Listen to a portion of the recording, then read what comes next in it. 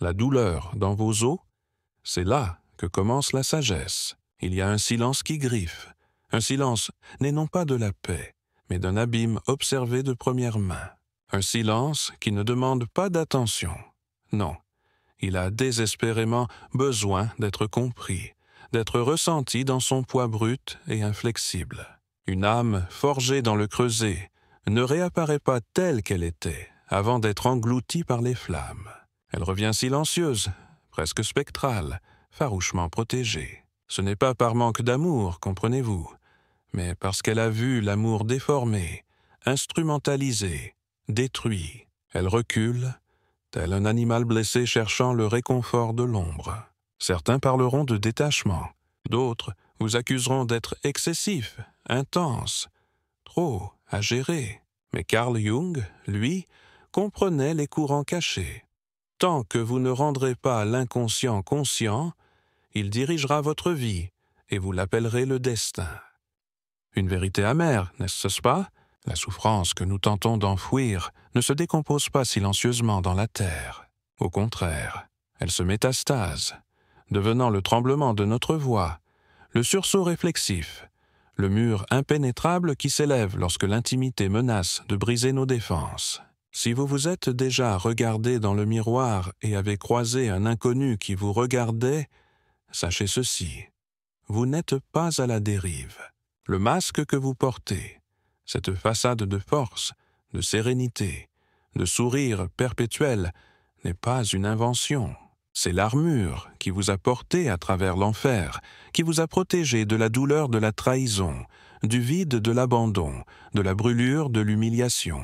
Jung l'appelait la persona, ce visage social soigneusement construit que nous présentons pour naviguer dans les eaux troubles de l'existence. Mais le danger surgit lorsque nous oublions le visage authentique caché sous les couches d'artifice, lorsque le masque devient nous. Ceux qui ont goûté à une profonde tristesse ne se contentent pas d'ériger des barrières, ils sculptent des univers entiers, de vastes mondes intérieurs complexes, vers lesquels ils se réfugient lorsque le monde extérieur devient insupportablement dur. Et le monde extérieur, dans son ignorance, interprète souvent mal leur retraite. Ils ne sont pas inaccessibles, perdus pour le monde. Ils sont paralysés par la terreur que cette connexion mène à la fragmentation, à un éclatement en 1 million de morceaux irréparables à nouveau. Cette vulnérabilité déclenchera un torrent de larmes. Cet espoir n'est que le prélude à une perte dévastatrice. Jung a mis en lumière le fait que la douleur n'est pas une punition, mais un signal d'alarme, un cri désespéré dans l'obscurité. Il a proclamé « Il n'y a pas de retour à la conscience sans douleur ». Une vérité crue, mais une vérité néanmoins. Pourtant, personne ne fournit de manuel pour déchiffrer le langage cryptique de la douleur. Nous sommes conditionnés à l'étouffer, à l'anesthésier, à la rationaliser. Ainsi, elle s'envenime, se transformant en une ombre, tapie silencieusement mais constamment présente, une douleur sourde et constante. Nous nous trompons en croyant avoir progressé, transcendé le passé. Mais non, nous nous sommes simplement adaptés. Nous avons appris à fonctionner. Nous avons maîtrisé l'art du sourire socialement acceptable. Pendant ce temps, au plus profond de nous-mêmes, l'âme reste prisonnière de l'instant précis de sa fracture, rejouant le traumatisme en boucle. Jung a appelé cela la formation d'un complexe, un réseau enchevêtré d'émotions et de souvenirs, enfoui au plus profond de l'inconscient, se répétant compulsivement jusqu'à ce que nous rassemblions le courage de l'affronter, de démêler ses fils. Imaginez un enfant qui a grandi en se sentant transparent, invisible, non pas à cause d'une cruauté manifeste, mais parce que son existence même était constamment ignorée. Cet enfant perpétue cette invisibilité. Il se transforme en adulte qui décortique méticuleusement chaque message, chaque silence pesant. Il cède à la panique lorsque quelqu'un se retire, non par besoin, mais parce que cette absence résonne avec la familiarité glaçante d'une cellule de prison qu'il a déjà habitée.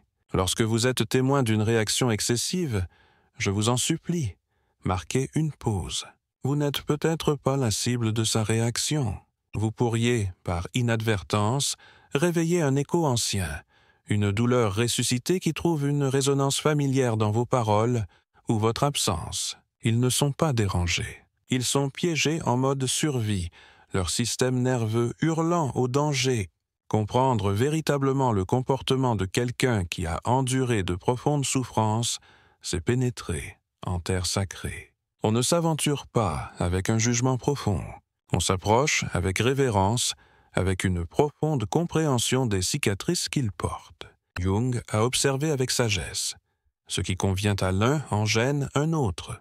Il n'existe pas de recette miracle pour vivre dans tous les cas. Une vérité fondamentale, gravée au plus profond de notre être.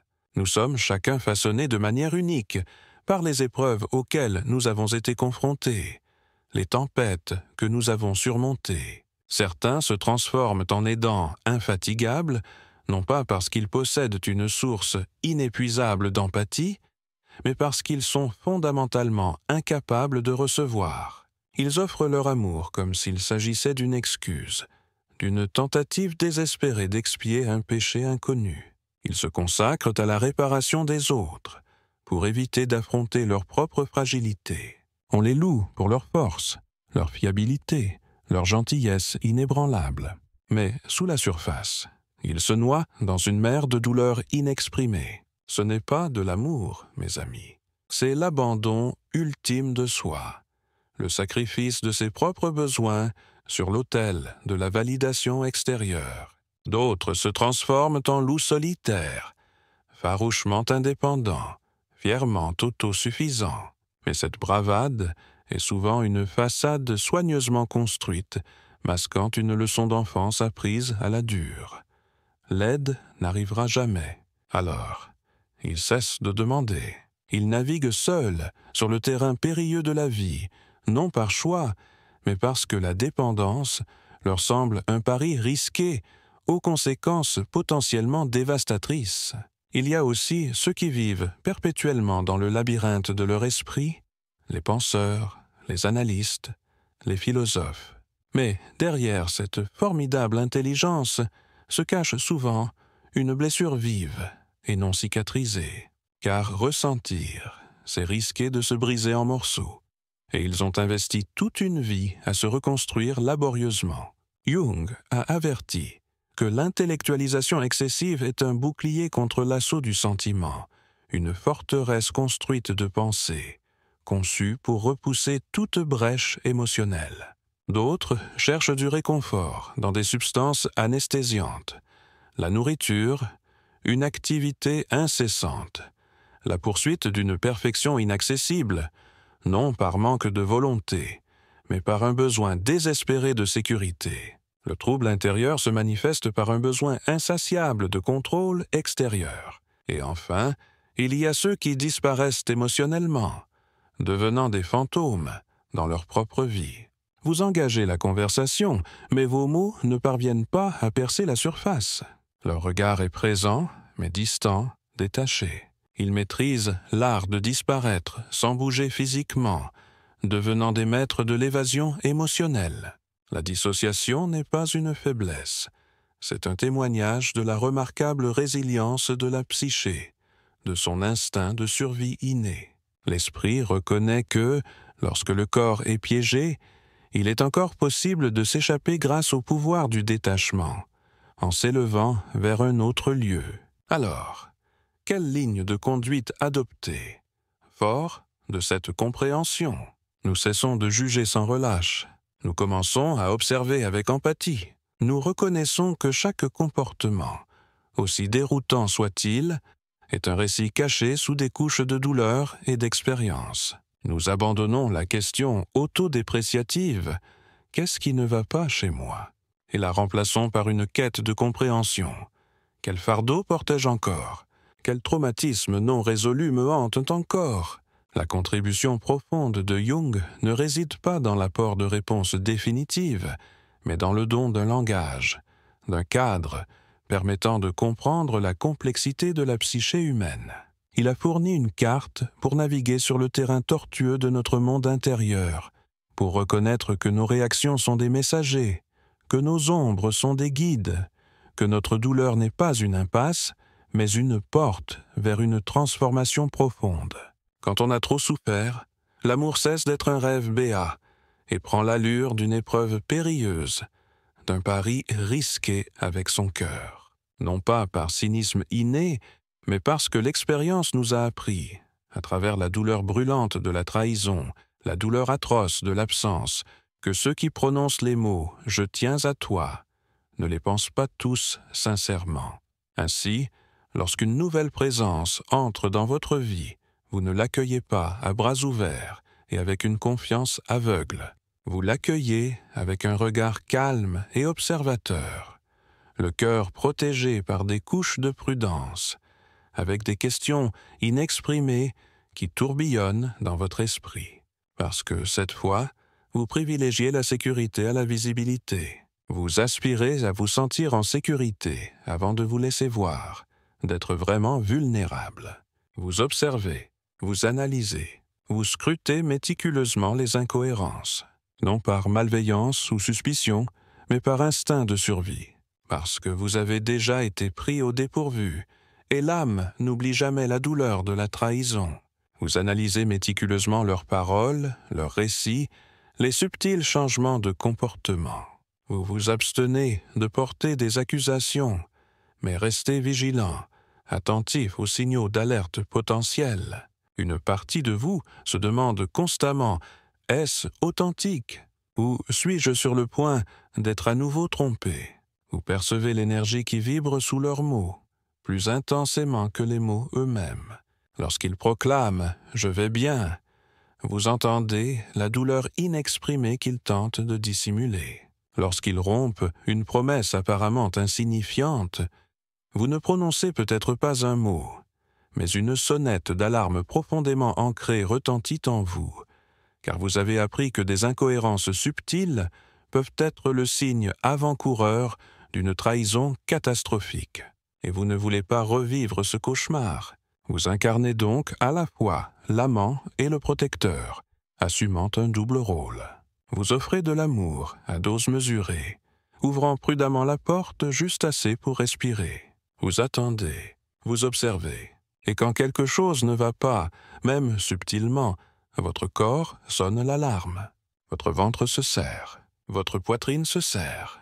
Votre esprit murmure un avertissement « Je ne me sens pas en sécurité ». Ce n'est pas de la paranoïa, mon ami. C'est une sagesse gravée en toi par la chaleur brûlante du chagrin. Et même si une partie de vous aspire désespérément à faire confiance, à s'abandonner à l'espoir, une autre partie se souvient sans relâche des conséquences dévastatrices d'ignorer cette voix intérieure. Alors maintenant, vous écoutez attentivement, même lorsqu'il vous rassure en vous disant que tout est parfait. Vous écoutez même lorsqu'il sourit. Vous êtes à l'écoute des vérités non dites qui se cachent entre les mots, car vous avez appris que le silence peut parfois porter le poids de la vérité plus fort que n'importe quelle parole. Et peut-être aspirez-vous à une réalité différente. Peut-être aspirez-vous simplement à vous détendre, à vous abandonner à l'instant présent, à tomber amoureux de cette simplicité si souvent idéalisée. Mais pour toi, l'amour est pesant, accablé par les échos du passé. Il porte le lourd fardeau des souvenirs. Il est hanté par les fantômes des relations passées. Vous abordez les relations avec une main sur la porte, prête à fuir. Non pas par prédisposition, mais parce que vous avez déjà été contraint d'abandonner le navire pour privilégier votre propre survie. Alors maintenant, même dans les moments de joie et de connexion profonde, une partie de vous reste perpétuellement vigilante, préparée au silence qui s'installe, au changement d'énergie, au retrait inévitable. Et ce n'est pas un témoignage de votre fragilité, c'est une célébration de votre survie, un témoignage de votre force. Mais je comprends que cet état perpétuel d'hyperconscience soit épuisant, toujours à décrypter les signaux subtils d'une pièce, toujours à vérifier l'atmosphère émotionnelle, toujours à s'efforcer de déchiffrer le sens profond des mots de quelqu'un. Vous aspirez à faire confiance, à abandonner le contrôle, à simplement vous reposer. Mais la vulnérabilité vous semble un danger. Vous testez donc, non pas pour manipuler ou jouer à des jeux, mais pour évaluer leur stabilité, leur résilience. Vous posez des questions apparemment insignifiantes, non pas pour les piéger dans un mensonge, mais pour ressentir leur véritable énergie, leur moi authentique. Resteront-ils présents lorsque je me retrancherai dans le silence? Resteront-ils lorsque je m'éloignerai émotionnellement? Se soucieront-ils encore de moi lorsque je deviendrai difficile à aimer? Vous ne recherchez pas la perfection. Vous ne l'avez jamais recherchée. Vous aspirez à l'authenticité, à une stabilité inébranlable, à quelqu'un qui peut regarder sans broncher dans les profondeurs de vos ombres et ne pas reculer de peur. Vous pouvez réprimer vos doutes, les dissimuler sous un semblant de calme, mais au plus profond de votre cœur, vous implorez. Puis-je vraiment te faire confiance? Me trahiras-tu? Es-tu là pour moi? Ou simplement pour ce que je te fais ressentir? Et si vous détectez une malhonnêteté, même subtile, cela déclenche une alarme interne, une sirène perçante qui brise l'illusion de sécurité. Peut-être ne l'affrontez-vous pas directement. Peut-être accordez-vous le bénéfice du doute, vous accrochant à l'espoir d'avoir mal interprété les signes. Mais une part de vous, profondément vulnérable, commence à se refermer silencieusement, imperceptiblement, définitivement. Car lorsqu'une personne à qui vous avez confié votre cœur vous trahit, votre système nerveux ne s'en remet jamais complètement. Le souvenir de cette trahison reste gravé au plus profond de votre être. Vous remarquez la subtile hésitation qui précède leur réponse. Vous percevez le léger changement de ton. Vous détectez l'évasivité dans leurs yeux. Et tandis que d'autres peuvent ignorer ces signaux subtils, vous ne pouvez pas, car vous avez appris que la douleur n'annonce pas toujours son arrivée avec des déclarations tonitruantes. Parfois, il se faufile sur la pointe des pieds, déguisé en paroles aimables et en sourires désarmants, tel un loup déguisé en mouton. Alors, comment affronter ce paysage périlleux? Comment avancer malgré le poids du passé? Vous procédez avec une prudence délibérée, permettant à votre cœur de dégeler progressivement une couche délicate à la fois. Vous observez non seulement ce qu'ils disent, mais aussi qui ils sont lorsqu'ils croient ne pas être observés. Font-ils preuve de compassion lorsque vous vous réfugiez dans le silence? Vous tendent-ils la main lorsque vous vous éloignez émotionnellement?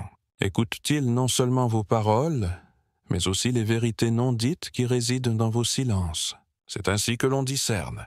Et s'ils recourent à la malhonnêteté, même sur des sujets insignifiants, sur des choses qui semblent insignifiantes pour les autres, cela leur inflige une douleur bien plus profonde qu'ils ne peuvent comprendre.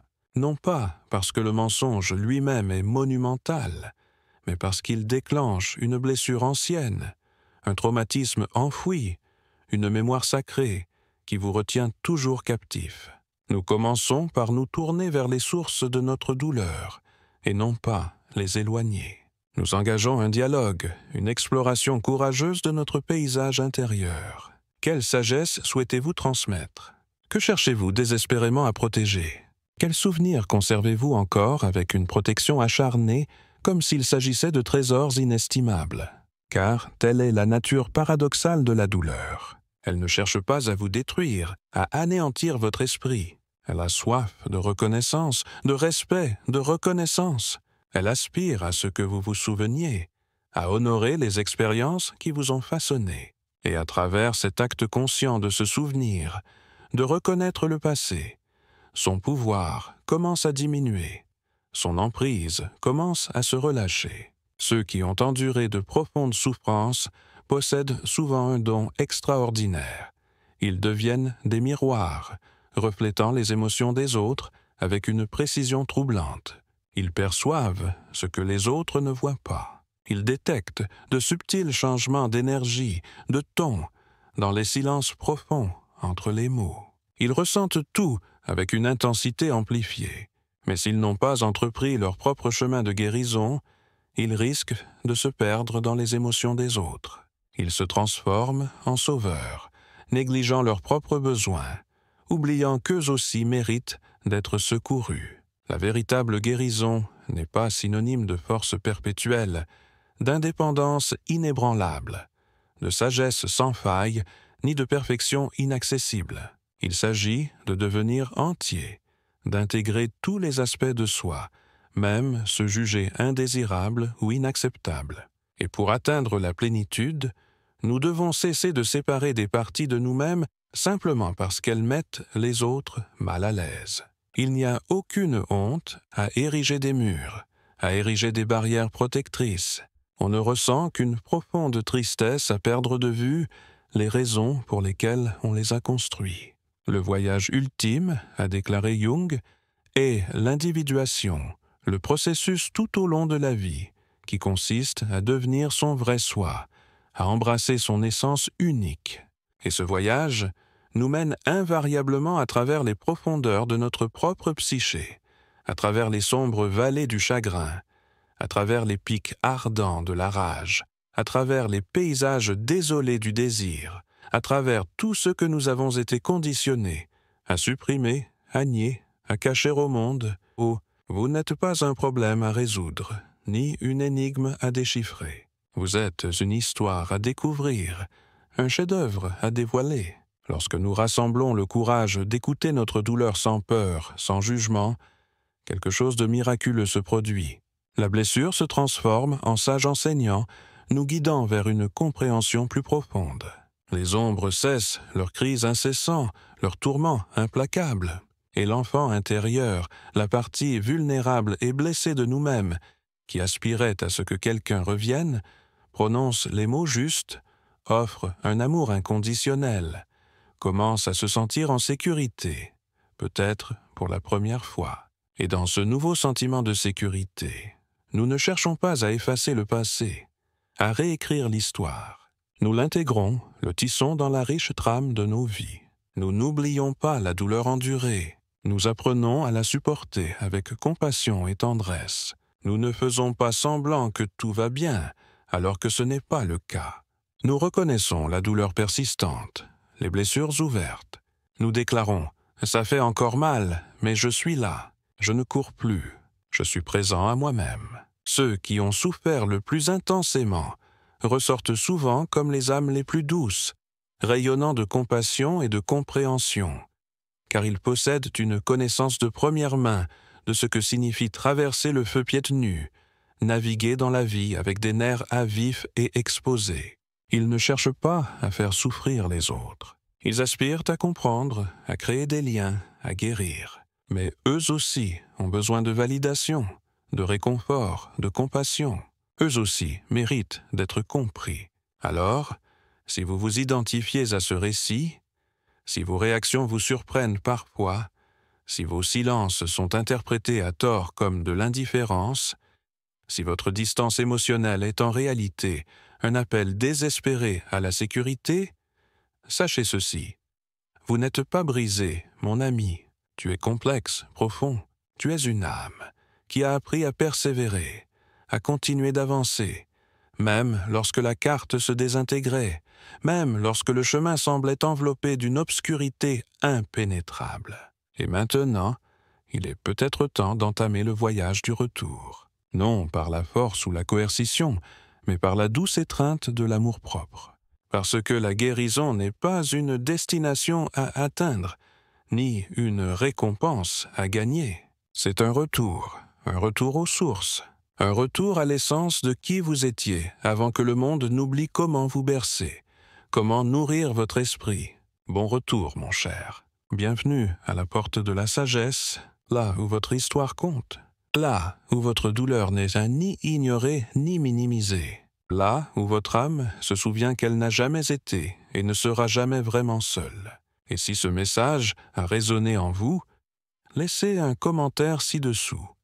J'apprends à revenir à moi-même. Que ce soit votre fragile et beau début, un début qui n'est que la fin de la vieille peur.